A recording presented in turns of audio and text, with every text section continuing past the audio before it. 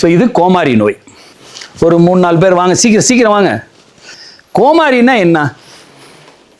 வாயில் புண்ணு வரும், காலில் புண்ணு வரும்.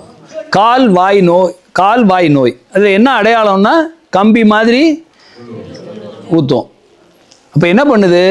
அந்த நச்சுயிரி வாயால் புல் கடிக்காம விடாமல் பண்ணுது, காலால் நடந்து போக விடாமல் பண்ணுது, அந்த பாலை குடிக்கிற கண்ணுக்குட்டியை முடிச்சிருது.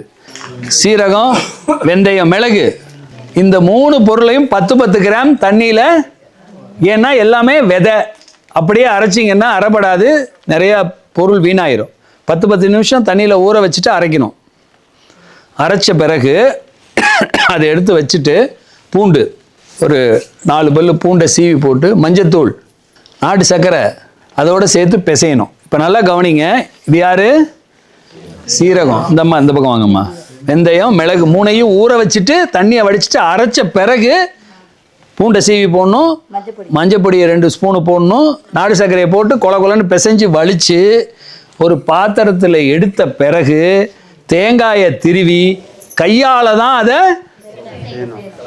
மிக்சியில் தேங்காயை அரைச்சிட்டிங்கன்னா வேலை செய்யாது. இதுதான் நுணுக்கம். அதை எடுத்து சீரகம், வெந்தயம், மிளகு, பூண்டு, மஞ்சள், நாட்டு சர்க்கரை அதை அரைச்சி எடுத்த பிறகு தேங்காயை திருவி போட்டு கையால் பிசைஞ்சு வாயில் கொஞ்சம் கொஞ்சமாக வச்சிங்கன்னா 3 வேளையில் புண்ணு ஆறிடும். 3 வேளையில் புண்ணு ஆறிடும்.